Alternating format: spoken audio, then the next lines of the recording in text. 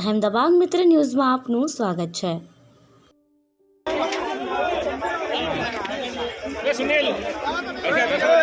અમારા પર એહસાન નથી કરતી, આ કોઈ મફતમાં રક્ષણ નથી કરતા। તમે અમારા પાસેથી ટેક્સના પૈસા લો છો। એ જ કંપનીઓને પાછી બ્લેકલિસ્ટ કરવામાં આવે, પાછું એમને કામ સોંપવામાં આવે। વડોદરા હરણી તળાવ દુર્ઘટનામાં 12 માસૂમ બાળક અને 2 શિક્ષકોએ જીવ ગુમાવ્યા છે। ત્યારે આ મામલે વડોદરા ક્રાઇમ બ્રાન્ચે 3 શખ્સની અટકાયત કરી છે। આ દુર્ઘટનામાં જવાબદાર મુખ્ય કોન્ટ્રાક્ટર પરેશ શાહ ફરાર હોવાનું સામે આવ્યું છે।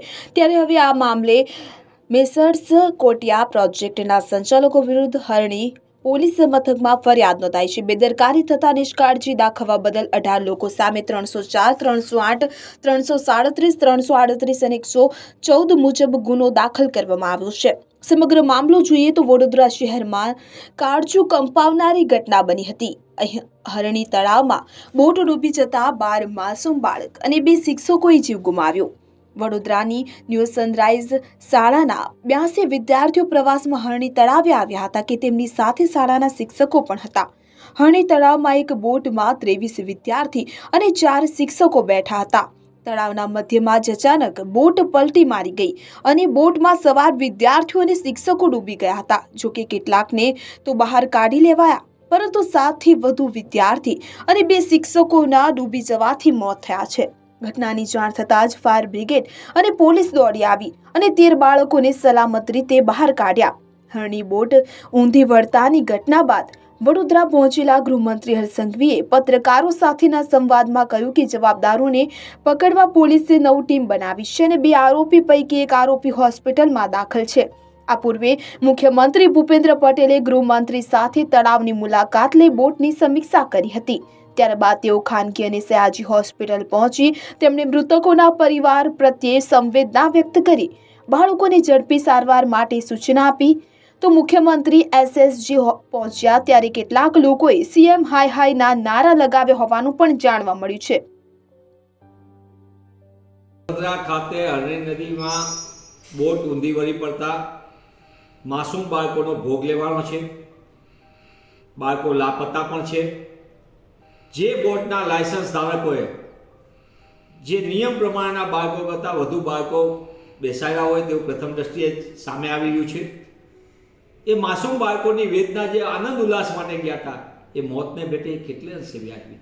દરેક દુર્ઘટના પછી તંત્ર જાગવાનું નામ લે, દેખાવ પૂરતું જાહેરાતો કરે, પણ આવા લૂંટના લાયસન્સ કોને આપેલા જે ટૂંકા સમયની અંદર વધુ પૈસા કમાવા માટેના આવા ખેલ કરે અને માસૂમોના ભોગ લે એ કોઈ પણ સંજોગોમાં ચલાવ્યો નથી। હું આપના માધ્યમથી માંગ કરું છું કે સરકાર લીપાથોપી કરવાનું બંધ કરે। આપણા લોકોના જીવ જઈ રહ્યા છે। રાજનીતિની વાત નથી, પરંતુ સૌથી દુઃખદ વાત એ છે કે કેમ કોઈ ધ્યાન નથી દેતું। મોરબી બ્રિજ ઘટના હોય, લઠ્ઠાકાંડ હોય કે પછી આવી બોટ દુર્ઘટના હોય કે આ પહેલા પણ અમદાવાદમાં પણ આવું જ ઘટના બની હતી અને એ જ કંપનીઓને પાછી બ્લેકલિસ્ટ કરવામાં આવે, પાછું એમને કામ સોંપવામાં આવે। આ ભાજપનો પુરાનો ખેલ રહ્યો છે કે આ સમગ્ર ઘટનાની અંદર જે પણ કોઈ કસૂરવાર હશે અથવા તો નિગ્લિજન્સી આપણી ધ્યાનમાં આવશે તો તરત જ સરકાર ખૂબ ગંભીરતાથી, આદરણીય ભૂપેન્દ્રભાઈ પટેલ સાહેબે પણ ખૂબ ગંભીરતાથી આ વિષય લીધો છે। એટલે જરૂરી તમામ સૂચનાઓ વહીવટી તંત્રને આપી દીધેલ છે। એક વખત પહેલાં જે પણ લોકો આપણને મળ્યા છે, રેસ્ક્યુ કર્યા છે, એમની પ્રાથમિક સારવાર એ આપણી પ્રાથમિકતા છે। अंदर पहले तो क्लियर ये कर रहे हैं बच्चे जितने थे उनमें से जितने निकल गए हैं, जिसको बाहर निकाला, अभी कोई बच्चा तो अंदर है तो नहीं है, तो वो काम कर रहे हैं एनडीआरएफ। आप जो बता रहे हैं वो बात मुझे भी ध्यान में आई है, मुझे भी बताया गया है। अगर कैपेसिटी से ज़्यादा बच्चे बैठे और उसके कारण ये बोट पलटी खा के और अकस्मात हुआ है तो ये बहुत बड़ा गंभीर गुनाह भी है। और अभी जो हमारे पास बड़ी जिम्मेदारी वो बच्चों को बाहर निकाल कर इन्हें रेस्क्यू कर उनको ट्रीटमेंट देना है। तो पूरा फोकस अभी जो कॉरपोरेशन का है वो बच्चों को बाहर निकालना है और उसके बाद में जो भी है, जो भी कंसर्न व्यक्ति, जो भी कॉन्ट्रैक्टर है, उसको सख्त से सख्त सजा मिलेगी। મળતી માહિતી અનુસાર કોટિયા પ્રોજેક્ટ દ્વારા પીપીપી ધોરણે 100% ઇજારદારના ખર્ચે પ્રોજેક્ટ થયો હતો। એવું કહેવાય છે કે પરેશ શાહ નામના ઇજારદારે કોન્ટ્રાક્ટ લીધો તે મોટું માથું છે। બોટનો કોન્ટ્રાક્ટ પરેશ શાહે ફન ટાઈમ અરીના નામની કંપનીના માલિક નિલેશ શાહને એમ્યુઝમેન્ટ પાર્કનો કોન્ટ્રાક્ટ આપ્યો હતો, તો બોટિંગનો કોન્ટ્રાક્ટ નિલેશ શાહે અન્ય કોઈને આપ્યો હોવાની વિગતો પણ સામે આવી રહી છે. વડોદરા મહાનગરપાલિકા દ્વારા સ્પેશિયલ પ્રોજેક્ટ અંતર્ગત હરણી મોટનાથ તળાવના નવીનીકરણની કામગીરી પીપીપી ધોરણે ઇજારદાર દ્વારા સ્વખર્ચે કરવા માટે મેકોટિયા પ્રોજેક્ટ્સ કંપનીને 30 વર્ષ સુધી પ્રતિવર્ષ પ્રીમિયમ 3,01,111 તેમજ entry fee, boating fee, amenity fee, parking fee, hall fee, shop rent અને જાહેરાત ફીના ધોરણ સહની ઓફરને મંજૂરી મળી હતી કે જ્યારે આ દુર્ઘટનાને લઈ અહેમદાબાદ મિત્ર ન્યૂઝના સળગતા સવાલ છે, હરણી તળાવ કાંડમાં જવાબદાર કોણ? કોની બેદરકારીને લઈ બાળકોની બોટ પલટી છે? કેમ પ્રશાસન ધ્યાન નથી આપતી? શું બોટમાં ખામીને લઈને દુર્ઘટના સર્જાઈ છે? શું સુરક્ષા વગર વિદ્યાર્થીઓ બોટમાં સવારી કરતા હતા? લાઈફ જેકેટ વગર બોટમાં જવા કોણે પરવાનગી આપી? માત્ર પૈસા કમાવા પ્રશાસને બોટ સેવા શરૂ કરી છે. લોકોના જીવનો કોઈ મૂલ્ય નથી. એમના કોઈ સહારો નથી. હવે સહારો નથી. અમે રજૂઆત કરવા આવેલા કે ભાઈ આ લોકોની જિંદગી ઉજ્જવળ થઈ ગઈ છે,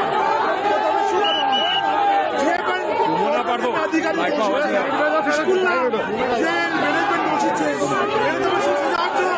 અને આ છોકરાઓની જિંદગી બરબાદ કરવાવાળા જે વાલીઓ છે એમને તમે શું ન્યાય આપશો? કેમ કે આ લોકો સારો જતો રહ્યો. 4 લાખ રૂપિયાની સહાય ડિક્લેર કરી છે. 4 લાખ રૂપિયામાં એની જિંદગી નીકળી જશે.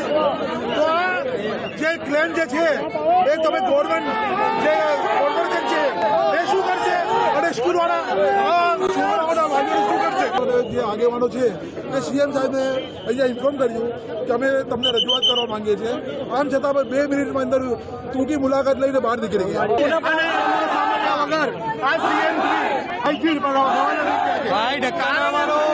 કારણ એ હોઈ શકે કે અમુક વધારે સંખ્યામાં શું કારણ છે એમનું? સૌથી પહેલા તો જયારે એક રેલ દુર્ઘટના બની હતી ત્યારે લાલ બહાદુર શાસ્ત્રીએ રાજીનામું આપ્યું હતું. અમે લોકો સીએમ ના રાજીનામાની માંગણી કરીએ છીએ. અમે અહીંયા જે છે આ સરકારની જવાબદારી પૂરેપૂરી છે કે જાનમાલનું રક્ષણ કરે અને એના માટે કોઈ સરકાર અમારા પર એહસાન નથી કરતી. આ કોઈ મફતમાં રક્ષણ નથી કરતા. તમે અમારા પાસેથી ટેક્સના પૈસા લો છો અને આ જ પૈસાના કારણે આજ નાના માચીસથી માંડીને જશે રોટી સુધીના પૈસા પર ટેક્સ મૂકીને જશે તમે અમારું રક્ષણ કરો છો. એટલે કોઈ એહસાન નથી. તમને જો ના સાચવતા આવડતું હોય તો મૂકી દો અને અહીંયાથી જતા રહો. મહેરબાની કરો. હવે અહીંયા જશે સેલ્ફીઓ લેવા માટે આવે છે આ લોકો. અમને આ બિલકુલ નથી પસંદ. તાત્કાલિક એફઆઈઆર દાખલ કરવામાં આવે અને એ એફઆઈઆર મજબૂત હોવી જોઈએ. કોઈ બી પ્રકારની છટકબારી ક્યારેય આ લોકોને ના મળે એ પ્રકારની હોવી ખૂબ જરૂરી છે. એટલે એ પ્રકારની એફઆઈઆર બને અને આમાં કોઈ બી બચી ના શકે. કારણ કે આ બાળકો જેના માતા પિતાએ ગુમાવ્યા છે તેમની માત્ર ને માત્ર એક જ માંગ અને એક જ પ્રાર્થના હોઈ શકે કે આ બાળકોને ગુનેગારોને કડકમાં કડક સજા થાય અને એ સજા થાય તે માટે વડોદરા પોલીસ દ્વારા આઈપીસી કલમ 304, 308, 114 મુજબ એફઆઈઆર દાખલ કરી લેવામાં આવી છે. 2 આરોપીઓને પકડ્યા છે. એક આરોપી હોસ્પિટલમાં દાખલ છે અને બીજા જે કોઈ આરોપીઓ છે તે લોકોને પકડવા માટેની અલગ અલગ ટીમો મુખ્યમંત્રી શ્રી અહીંયા પહોંચ્યા તે પહેલા બની ગઈ છે અને અલગ અલગ ટીમોએ જે સ્થળો પર તપાસ કરવું જોઈએ અને જ્યાં કંઈક શોધખોળ કરવી જોઈએ ત્યાં અલગ અલગ આ 9 ટીમો લાગેલી છે. અહેમદાબાદ મિત્ર ન્યૂઝની યુટ્યુબ ચેનલને સબસ્ક્રાઇબ કરો અને બેલ આઇકોન જરૂરથી દબાવો, જેથી દરેક મહત્ત્વના વિડીયોની નોટિફિકેશન તમને મળતી રહે.